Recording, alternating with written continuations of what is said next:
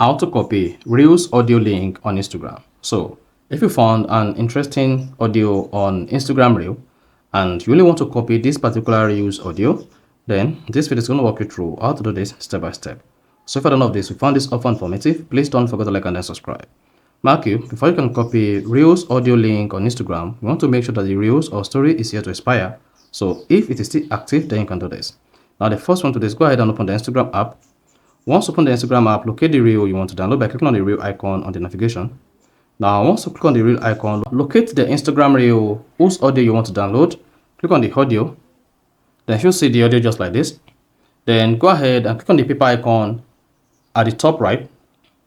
Then here, you should see send. Now, if you can copy this audio reel, then click on the three dots at the top right. Once you click on that, you'll see a pod that says copy. Then go ahead and click on copy.